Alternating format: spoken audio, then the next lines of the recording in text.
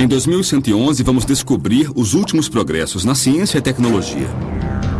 Vamos lá. Veremos como será a vida no próximo século. Realmente incrível. Será que a ciência poderá criar uma raça nova de super-humanos? Sairemos de férias no espaço? Nossa! Os robôs irão nos ajudar com as tarefas cotidianas? Ou será que algum dia terão controle da Terra? Meu nome é Idz Edukiewicz e convido você para ver comigo a 2111.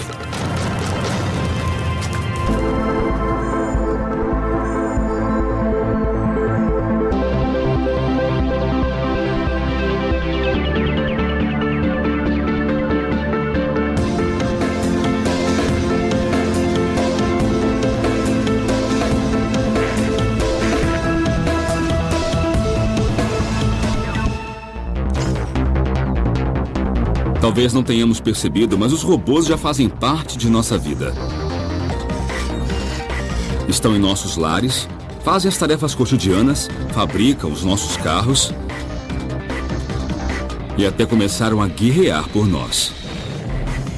Isso poderia ser considerado uma conspiração global, a forma como a inteligência artificial já está incorporada ao nosso mundo e como dependemos dela. Um dia os robôs evoluirão tanto a ponto de terem uma mente própria, de serem como os humanos. Chegará o dia em que eles controlarão o mundo. Nesta viagem contarei com futurólogos, especialistas que se dedicam a predizer como a tecnologia nos afetará no futuro. Nós não percebemos como a inteligência artificial já move grande parte da nossa civilização. Daqui a 10 anos, 20 ou até 100 anos, eles vão fazer parte da nossa vida de muitas, muitas formas. E ninguém vai se surpreender quando vir um ciborgue do seu lado.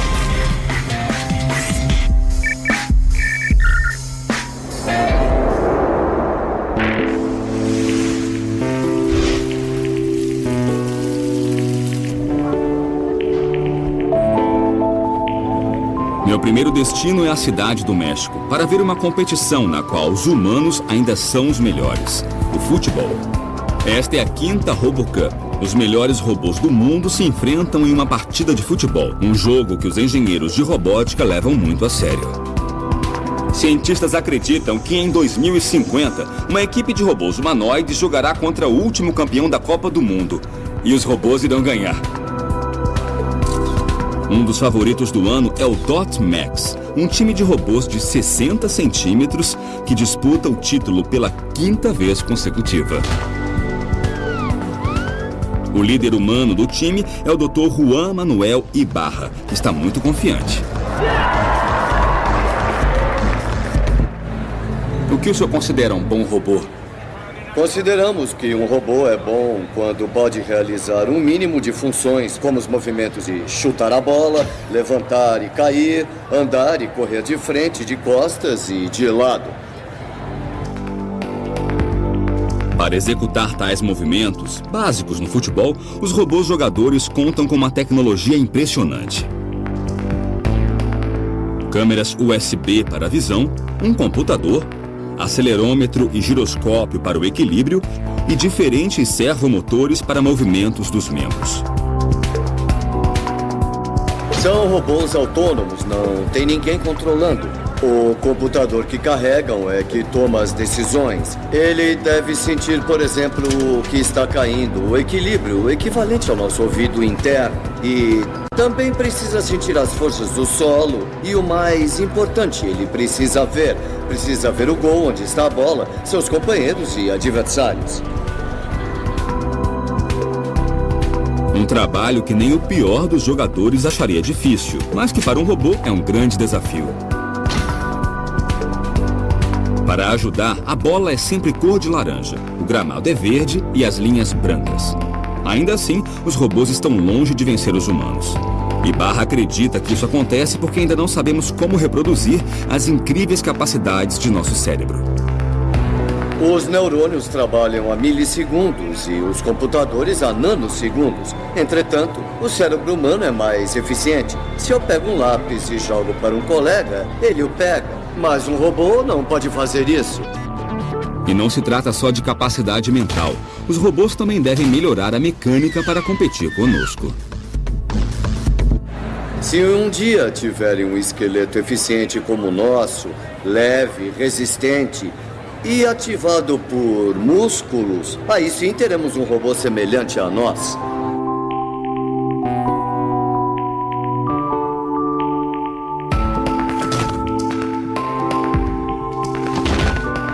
Embora os robôs sejam muito bons para cálculos, algoritmos, ajudar em fábricas, a verdade é que são péssimos em coisas que parecem simples para nós, como caminhar. O problema, a questão de locomoção é um problema extremamente complicado, não é um problema trivial. Então existem robôs que conseguem andar, mas nenhum deles consegue reproduzir a fluidez e o tipo de controle que nós conseguimos atingir, né?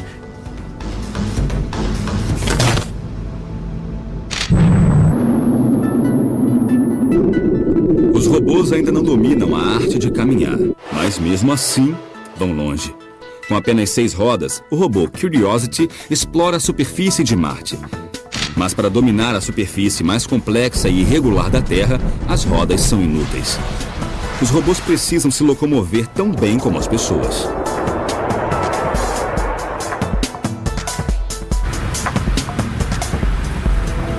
A minha viagem para investigar se algum dia os robôs irão andar ao nosso lado continua nos Estados Unidos. Eu vou ao Instituto Politécnico de Worcester, nos arredores de Boston, investigar uma possível solução do problema do caminhar. Conhecerei Eduardo Torres, um engenheiro que acredita que a solução do problema esteja em robôs mais sensíveis.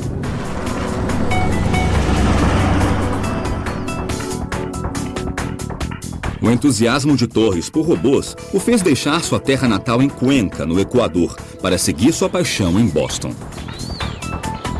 Por que é tão difícil para os robôs fazer uma coisa tão simples para nós como andar? Ao contrário dos robôs de hoje, nós possuímos muitos sensores no pé. Então temos grande sensibilidade e podemos detectar tudo que existe no terreno. Para o Dr. Torres, o segredo de como caminhar não está em um cérebro mais poderoso, nem em uma visão mais precisa, e sim na sensibilidade. Para provar sua teoria, ele propõe um teste simples.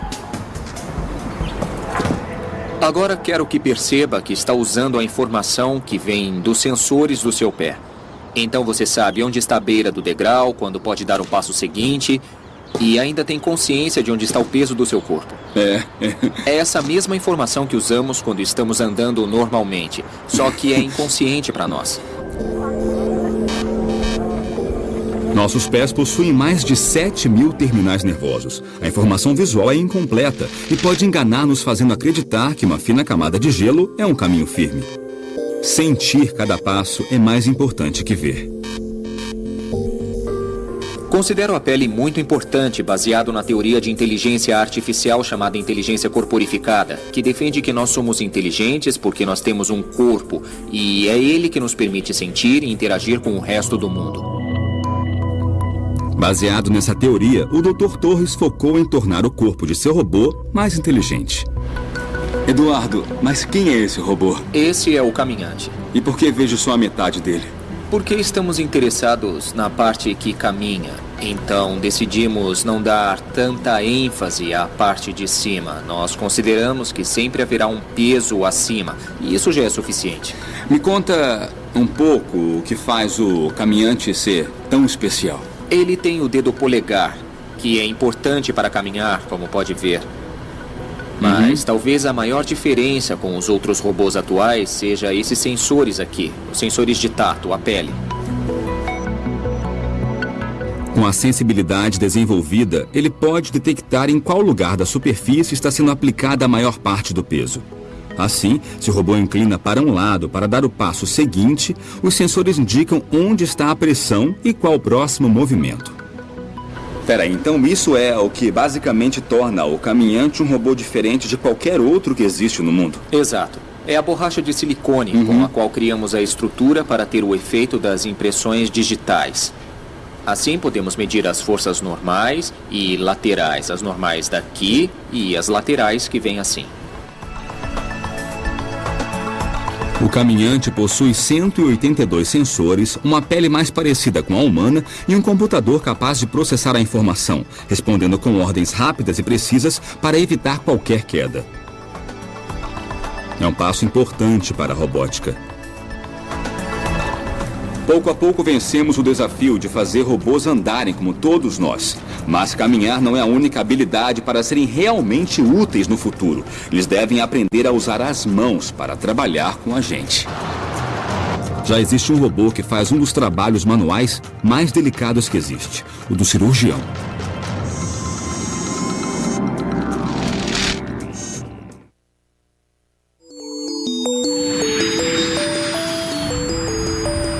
Minha viagem em busca do robô mais parecido com os humanos me leva a Buenos Aires, na Argentina, onde existe um robô que supera a habilidade da mão humana. Ele é tão bom que foi batizado de Da Vinci.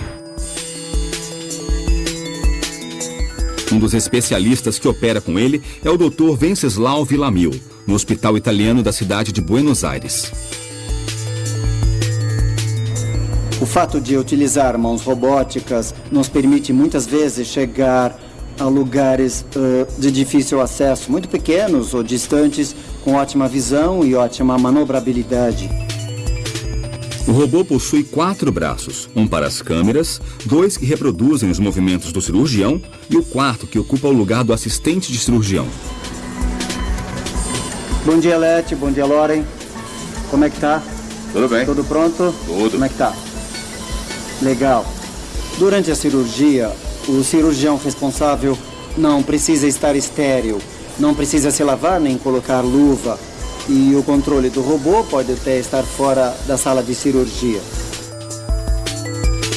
No controle, o médico vê através do sistema binocular do robô Da Vinci, que transmite as imagens de 2 câmeras, uma em cada olho. Isto permite que o cirurgião veja a operação como se estivesse dentro do corpo, como se visse um filme 3D no cinema.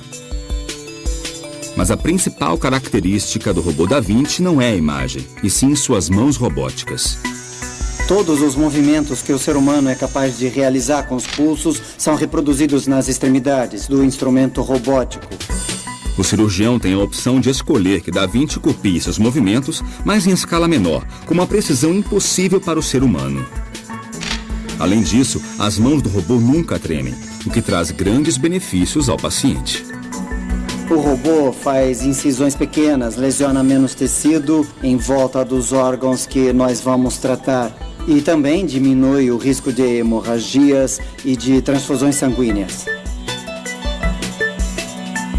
O robô Da Vinci não é independente e ainda requer a mão do cirurgião para operar, coisa que no futuro certamente irá mudar.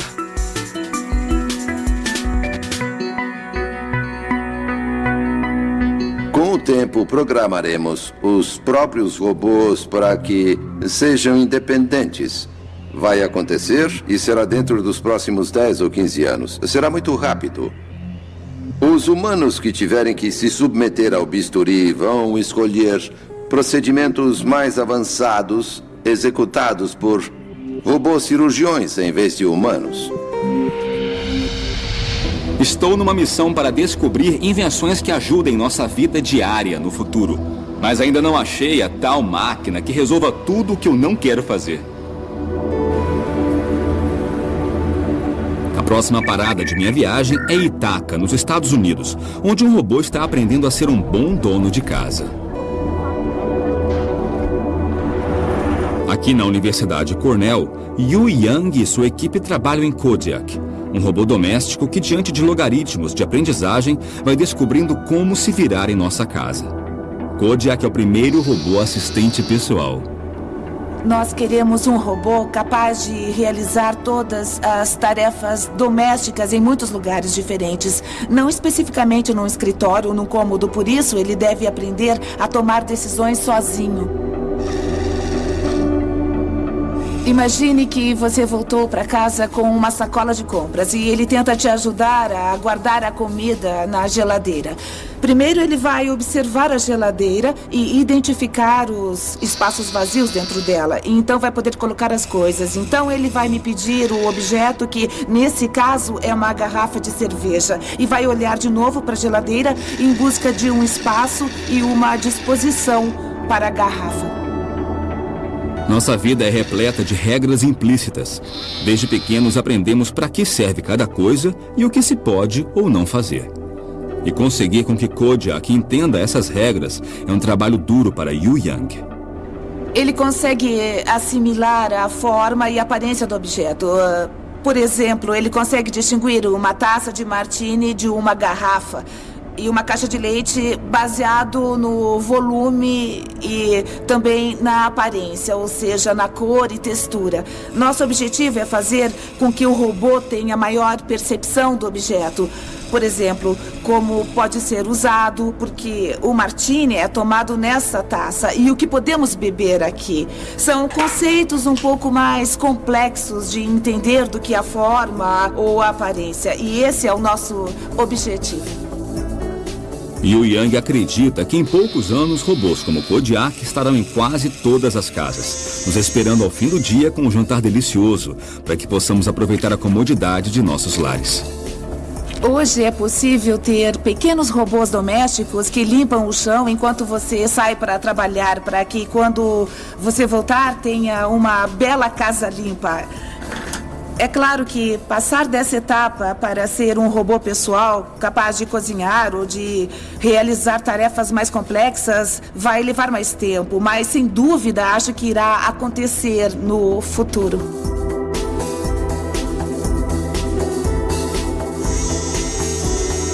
Queremos criar robôs capazes de imitar os humanos, de ajudar os humanos e melhorar nossa qualidade de vida. Estamos aprendendo como encontrar o caminho da nova geração de robôs imitadores de humanos. Parece que nosso sonho de ter ajudantes mecânicos em casa está mais perto do que imaginamos. Mas os robôs podem ir além do que só lavar pratos. Na verdade, não é um futuro tão distante. Há um robô que trabalha tão bem que a NASA já o contratou para trabalhar no espaço.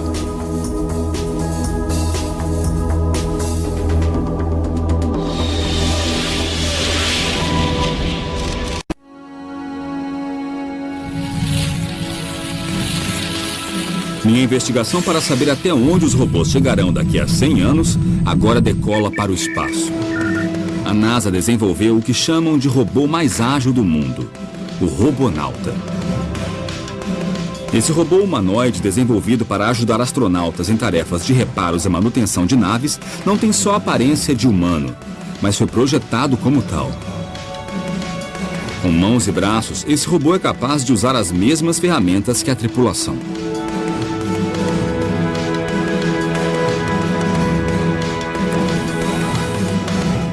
O Robonauta já trabalha na Estação Espacial Internacional, mas por enquanto fica somente no interior da nave ajudando no laboratório.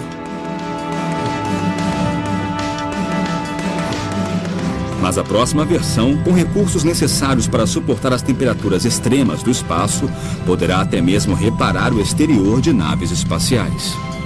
Em vez dos humanos viajarem ao espaço, estamos falando de um futuro espacial que não será humano. Os robôs inteligentes é que viajarão. Acho mais provável que eles partam para essas missões. De certo modo, será mais fácil enviar um robô ao espaço para uma missão de 25 anos do que um humano, porque os robôs podem ir mais longe e resistir em ambientes mais hostis. Já vimos robôs humanoides capazes de caminhar, trabalhar no espaço ou conduzir uma cirurgia cardiovascular. Mas nem todo cientista se inspira em humanos para construí-los. Alguns se inspiram no reino animal. Grandes cientistas e inventores importantes observaram animais em busca de inspiração. No século XV, Leonardo da Vinci começou a estudar o voo das aves para criar projetos de máquinas voadoras. 4 séculos depois, aplicamos os mesmos princípios para construir nosso primeiro avião.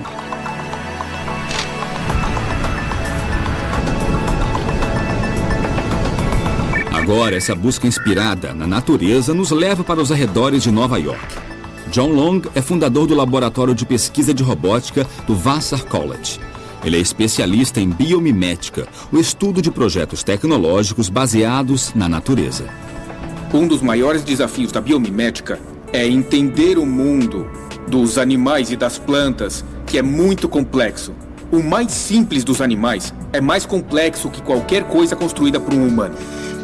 Quando se trata de desenvolver robôs, muitos engenheiros buscam inspiração no ser humano, porque seus robôs são projetados para substituí-lo em tarefas cotidianas de animal terrestre.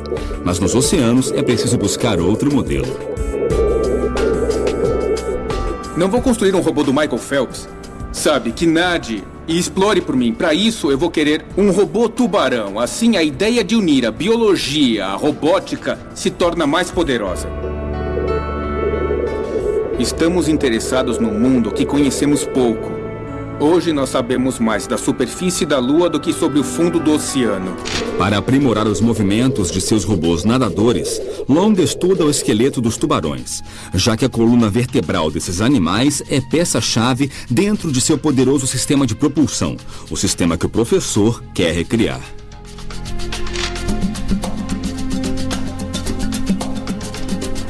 É aqui que a biomimética entra.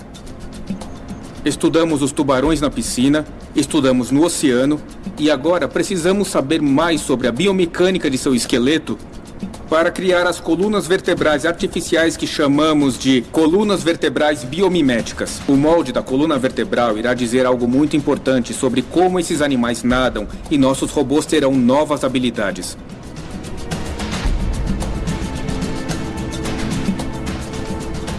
Removemos a coluna vertebral do tubarão e fizemos testes biomecânicos para estudar sua resistência, quanta energia armazena e qual seu nível de propulsão.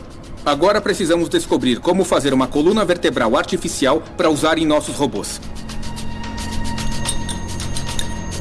Para criar a réplica, ele usa uma gelatina firme que imita a consistência da cartilagem do tubarão.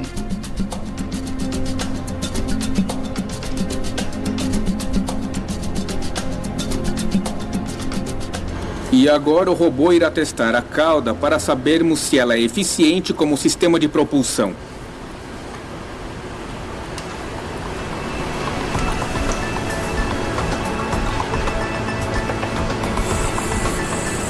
O objetivo é testar se a coluna vertebral artificial oferece a propulsão esperada para ser aplicada em novos robôs que poderão se mover no oceano. A mobilidade não é a única dificuldade a ser superada no desenvolvimento de um robô aquático eficiente. Os sistemas de posicionamento e comunicação no fundo do mar também são desafios da navegação submarina. Há muitos laboratórios em todo o mundo que buscam no meio aquático sistemas de sensores inspirados na biologia para serem incorporados a seus robôs na navegação submarina. Exemplo disso é a Festo, que se inspira na natureza para a comunicação inteligente entre robôs. Os aquapinguins são resultado de muita pesquisa. Esses pinguins biônicos são capazes de se orientar sozinhos graças a um sistema sonar 3D que, como nos golfinhos, permite que se comuniquem com o ambiente e com outros pinguins robóticos.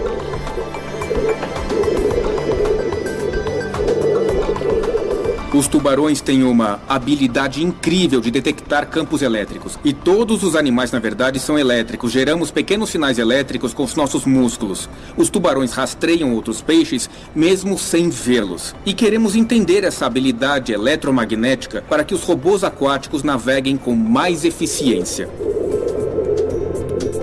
O tubarão possui esse sexto sentido graças a uma rede de células eletrosensoriais que permite detectar um sinal tão fraco como a eletricidade gerada por uma contração muscular.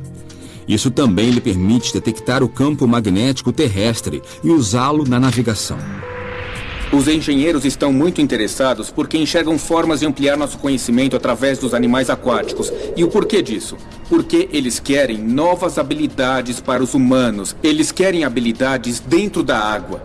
Muitas coisas que desconhecemos acontecem na água. E nós, humanos, temos que ir até lá. Para isso, temos que ter máquinas inteligentes. Máquinas inteligentes como os robôs biomiméticos.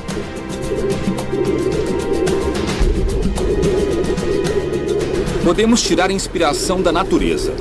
Mas tem uma coisa que nos diferencia dos animais: nossa inteligência. Coisa que ninguém tinha conseguido reproduzir até agora.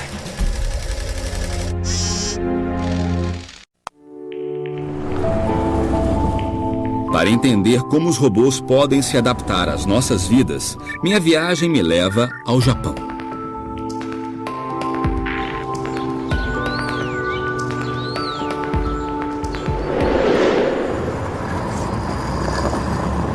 Quando pensamos em robôs, imaginamos máquinas que repetem uma tarefa automaticamente uma e outra vez sem descanso, mas que nunca raciocinam sozinhas. Isso está para mudar.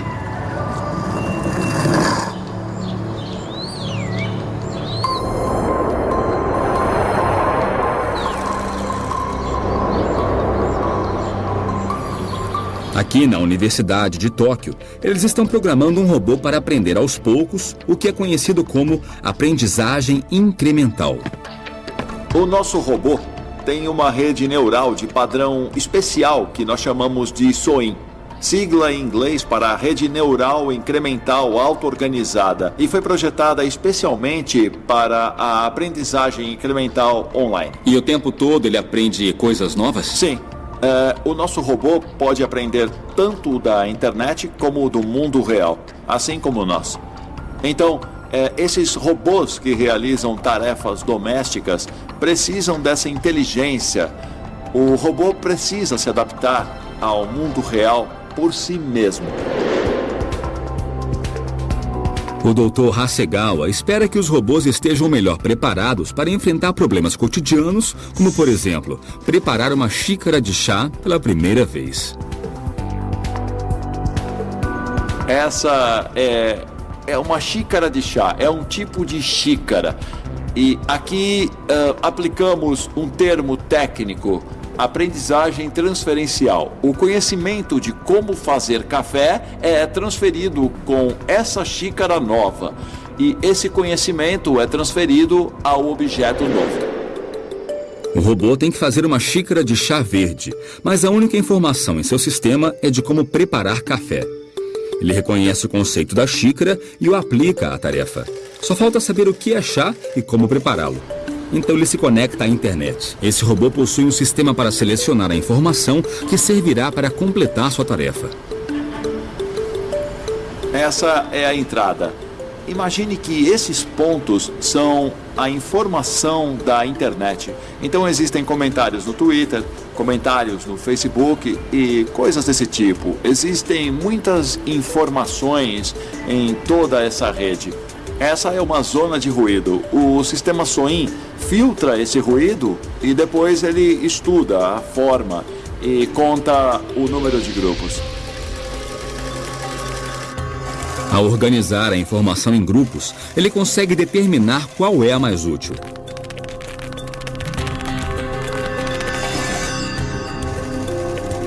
A capacidade do sistema SOIN pode melhorar a inteligência de muitas tecnologias. Então, qual é o futuro desse tipo de robô? O sistema SOIN pode ser implantado em robôs, também em carros, em lares e em muitos equipamentos. Então, no futuro, nós queremos fabricar um cérebro artificial próprio. Esses cérebros artificiais já estão entre nós. E as tecnologias novas, como a SOIN, farão com que robôs sejam cada vez mais inteligentes e capazes. Quando falamos em robôs, no que pensamos? Pensamos numa tecnologia capaz de tomar decisões, suas próprias decisões. E isso já existe ao nosso redor. Mas no caso de robôs totalmente independentes, capazes de tomar decisões, creio que estamos bem perto disso. Acredito que em 2030 estarão pensando sozinhos. Igual ou melhor que os humanos, eles terão um raciocínio semelhante ao nosso, porém mais rápido, terão memória melhor, combinando as vantagens naturais dos computadores de hoje, memória perfeita e alta velocidade, com os aspectos criativos, sutis do pensamento humano. Para conseguirem reproduzir a sutileza e a complexidade do cérebro humano, os engenheiros de robótica percorrem muitos caminhos. Aqui no Japão, outro criador de robôs acredita que o segredo para atingir essa grande meta é começar pelos menores.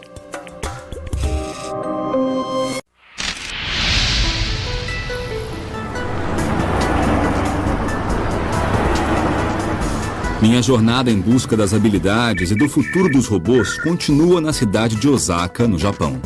Aqui, um dos líderes mundiais em robótica, o Dr. Minoru Asada, trabalha em um projeto revolucionário que mudará não somente os robôs, mas também nossa relação com eles. Talvez nossas expectativas com os robôs sejam altas demais. Queremos que trabalhem assim que abrirmos a caixa e que sejam mais inteligentes do que nós, humanos. O Dr. Asada, da Universidade de Osaka, no Japão, se inspirou no modo como os nossos filhos aprendem. Passamos horas ensinando desde andar até como se comportar. E ele acha que se fizermos o mesmo com os robôs, eles aprenderão e se comportarão mais como nós, humanos. Para provar sua teoria, o Dr. Asada tem um laboratório repleto de robôs de diferentes idades. Ele me mostra o mais novo. Há vários robôs. O primeiro é Neone. Seu nome vem de neonato ou recém-nascido. Em vez do robô ser pré-programado ao aprender da internet, Asada está desenvolvendo uma técnica que ele chama de aprendizagem espelho. Então o Neone vê um humano fazer uma coisa e imita. Isso mesmo. Nós estudamos como o feto, a criança ou o bebê, se desenvolve através da interação com seus cuidadores e nós queremos aplicar esse modelo também aos robôs no futuro. Então irão se espelhar em nós, vão agir como humanos e talvez pensar sozinhos? É isso? Isso mesmo. E um dos objetivos do projeto é desenvolver robôs semelhantes aos humanos como um espelho ou algo assim. É isso, entendeu? Neone pesa somente 3 quilos, tem sensores táteis, câmeras para visão, microfones para ouvir, processadores e memória que lhe permite aprender. Como recém-nascido, começa a vida sem saber engatinhar ou andar. Ele deve aprender tudo com os humanos ao seu redor, mas uma vez que aprende, nunca mais esquece. O laboratório do professor Asada reúne diferentes versões do robô Neone e todos estão aprendendo com seus tutores humanos. Não é exatamente como os nossos bebês, mas para humanizá-lo vou ensinar como abraçar. Primeiro eu vou erguer os braços dele, assim. Depois eu abro as mãos dele e abaixo os braços. Pronto.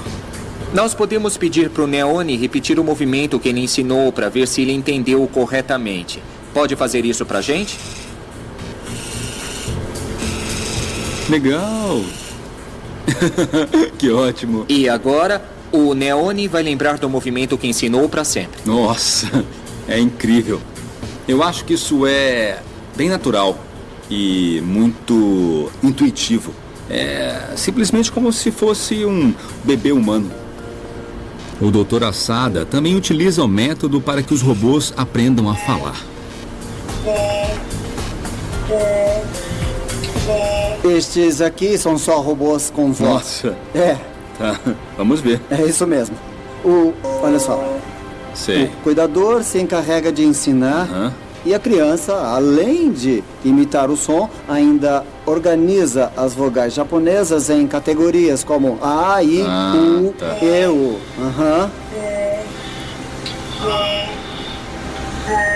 Este tipo de modelo também pode ser usado para explicar como as crianças aprendem as vogais japonesas de seus cuidadores. No fim, o robô aprenderá todo o necessário para lidar com o mundo que o cerca. Claro, se tiver um cuidador com paciência para ensinar. E qual o objetivo de robôs como esses? Este processo pode ajudar as pessoas a entender quem são os robôs. E isso é importante para a transcrição dos robôs como parte da sociedade. Os humanos, a sociedade, devem se preparar para isso. Caso contrário, vai ser difícil os robôs serem aceitos pela sociedade. Então, programar robôs dessa forma irá nos ensinar um pouco mais sobre nós mesmos. Sim, eu acho que sim. Para o Dr. Asada, o futuro não envolve somente a evolução dos robôs, mas também a do ser humano. No Japão, nós acreditamos no animismo que tudo tem alma. Por exemplo, a caixa ou a mesa, absolutamente tudo. Por isso, para os japoneses é bem mais fácil aceitar os robôs como parte da sociedade. Professor, daqui a 100 anos, como imagina que os robôs serão? Nós teremos robôs. Eles serão bem humanos, mas não serão tratados como humanos, e sim como companheiros ou então parte da família. Esse é o meu desejo. A pergunta interessante é como vai ser quando houver robôs artificiais com emoções, com sensibilidade. Sensibilidade artificial, quando começarem a se preocupar com eles como espécie e não só com os humanos. Será que isso vai gerar outra competição entre formas de vida no nosso planeta, particularmente porque terão informação biológica? Sim, é o que nos espera. Esses robôs cada vez mais ágeis e mais inteligentes, sem dúvida serão parte de nosso futuro. Mas uma pergunta ainda permanece no ar. Será que um dia ainda irão evoluir a ponto de tomarem o controle?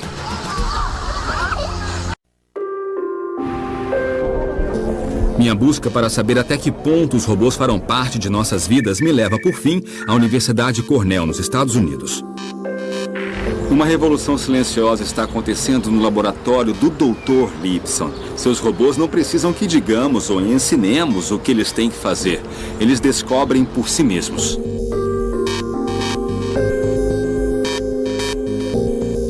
Há duas escolas. Em uma, o programador ou um engenheiro pensa em todas as coisas que podem falhar, em todas as possibilidades e pré-programa todas essas situações no robô. A outra opção, a que a natureza escolheu, é deixar que o robô aprenda por conta própria. Mas os robôs não possuem nenhum código de informática que indique como se mover. Eles devem se programar sozinhos. Este aqui é um dos primeiros robôs autoprogramáveis. Este robô aprendeu a andar sozinho, mas o interessante é que ele não conhece sua aparência. O robô recebe a ordem de aprender a andar e só algumas informações para isso. Ele não sabe que tem 4 pernas, apenas que possui 8 motores e 2 sensores de localização espacial. Ele começa com movimentos ao acaso, gradualmente move seus motores de forma aleatória, começa a sentir que inclina para os lados e para frente e para trás.